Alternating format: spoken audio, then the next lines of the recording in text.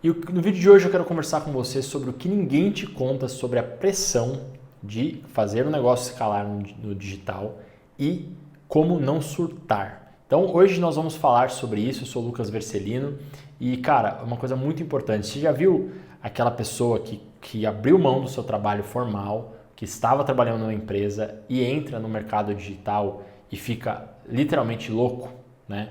Parece uma coisa contraintuitiva, né? Fica uma coisa meio fora do padrão de você pensar que o trabalho que a pessoa fazia numa corporação, numa grande empresa, já era enlouquecedor e agora a pessoa com todas as benefícios de trabalhar de forma remota, ela acaba surtando ainda mais. Por que será? O que será que está por trás de uma empresa, de uma pessoa que saiu de uma empresa agora, tendo muito mais autonomia, tendo muito mais liberdade, está tendo uma vida muito mais desafiadora, né?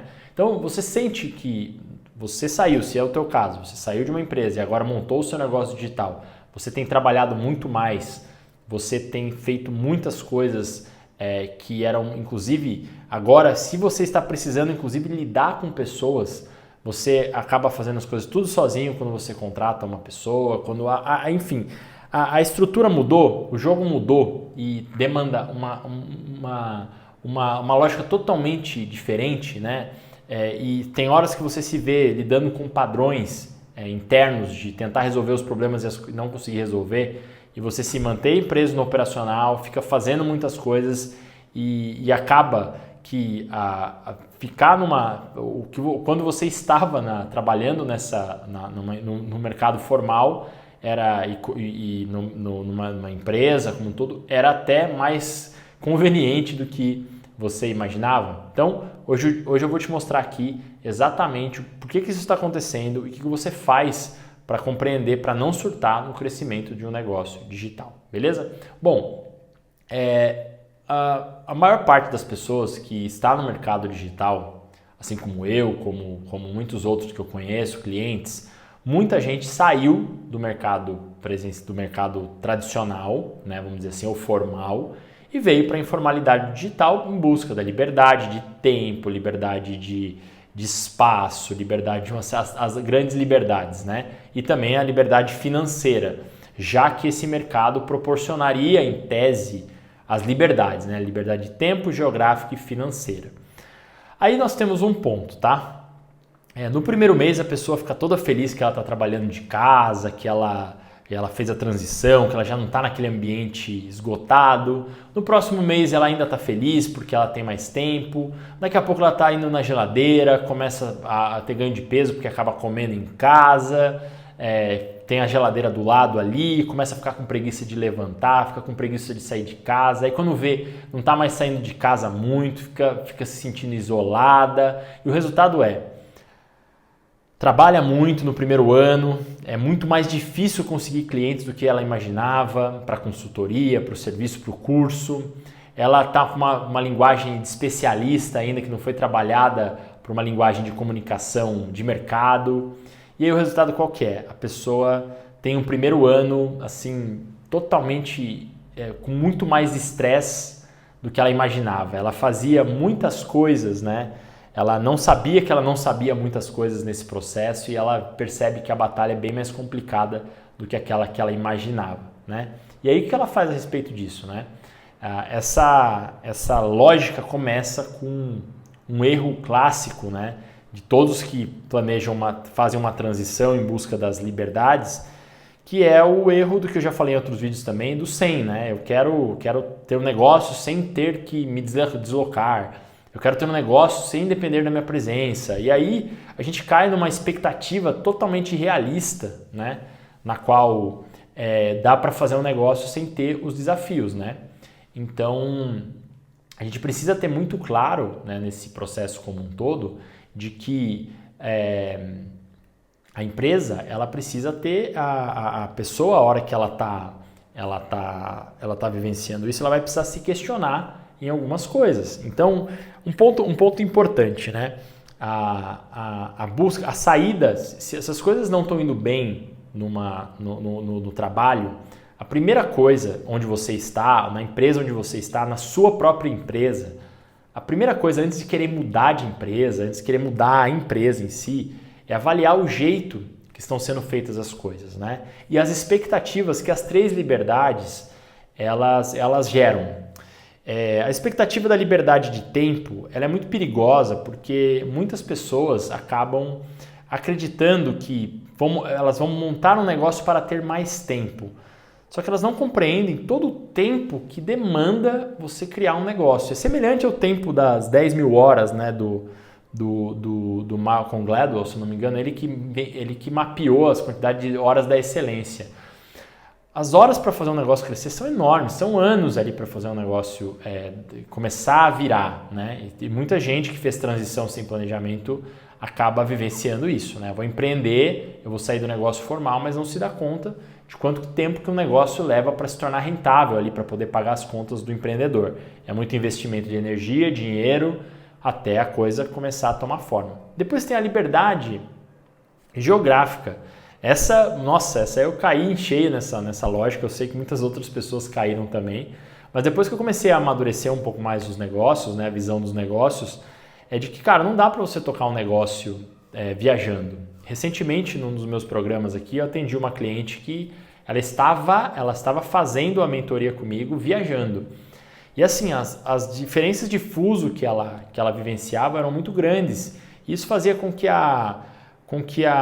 o alinhamento com a equipe, ela estava muito cansada sempre para treinar a equipe demandava alguma coisa, ela tinha que acordar no meio da noite. Quando ela fazia o treinamento comigo aqui, às vezes ela não conseguia ficar até o fim, ela precisava assistir as gravações depois. E aí o que aconteceu? No final das contas, essa cliente não fez uma coisa nem outra, né? Ela não conseguiu viajar bem e ela nem conseguiu tocar uma empresa. Porque uma empresa demanda rotina, demanda estabilidade. Então não dá para assim, acreditar que é possível fazer um negócio escalar sem ter uma rotina. Eu vejo todos os grandes players do mercado, você vê essa galera bem situada, assim, você vê os caras bem estabelecidos. Você não vê eles viajam, é claro, né, a cada determinado ciclo de tempo, dentro das possibilidades financeiras, mas você não vê o cara fazendo uma jornada de volta ao mundo enquanto está fazendo o negócio crescer. Alguns tiram períodos sabáticos para fazer isso, mas existe essa linha de critérios, de coerência. E por fim, a liberdade financeira. Muitas pessoas acabam queimando suas reservas de emergência por não terem um planejamento. Não é porque elas não têm um planejamento, porque elas não têm ideia do quanto que um negócio leva para crescer. Então tem que tomar muita atenção ao fazer um negócio sem essa clareza, sem esse tipo de entendimento. Então, assim, só para rever, né, que a pressão de empreender, ela vai principalmente demandar a lógica de que você vai precisar lidar com essas pressões, a pressão de falta de tempo, a pressão de se manter estável num lugar e a pressão financeira.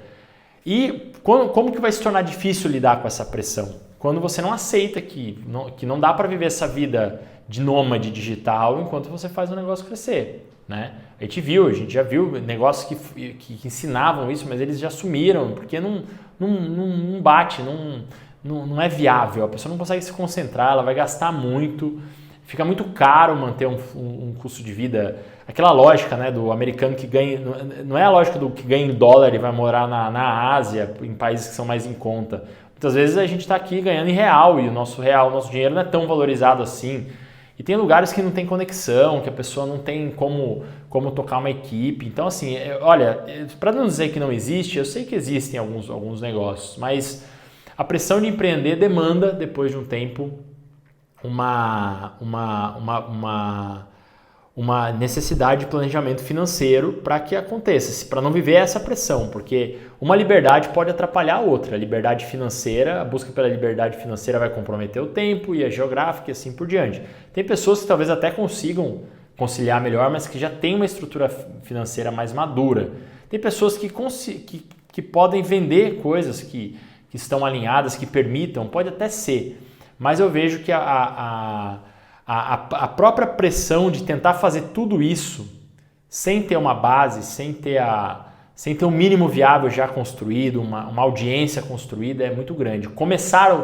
Vamos colocar aqui, começar um negócio sem ter uma estrutura mínima viável e querer viver tudo que um negócio pode proporcionar, querer viver tudo ao mesmo tempo, vai gerar uma pressão muito grande. Então eu espero que você, ao ouvir esse vídeo, não se cobre se você não está tendo tempo suficiente para fazer tudo o que você gostaria, se você não está podendo viajar o quanto você gostaria, se você ainda não tem as reservas que você gostaria, porque isso faz parte. Você está investindo para colher isso no futuro. E esse planejamento é uma coisa que, progressivo e gradativamente, você, ao sacrificar algumas liberdades, você vai perceber que você vai investir melhor sua energia no seu negócio e é esse negócio que vai pagar as contas e ajudar você a fazer o negócio escalar, crescer, dependendo cada vez menos de você nesse processo. É um processo, mas ele vai exigir sacrifício, beleza? Então essas são as pressões, vai exigir sacrifício, mas a maior pressão de todas é quando as pessoas tentam fazer tudo ao mesmo tempo. Querem viver uma vida extremamente repleta de prazeres, de viagens e de altos custos financeiros fixos de manutenção, sem ter um devido planejamento para isso e sem compreender o preço de tempo, de falta de liberdade e de dedicação que uma empresa demanda para crescer. Quando a pessoa compreende o preço, ela se sente muito mais sólida, muito mais presente para os desafios de crescimento. Beleza? Espero que você tenha gostado desse ponto de vista então e até nosso próximo vídeo.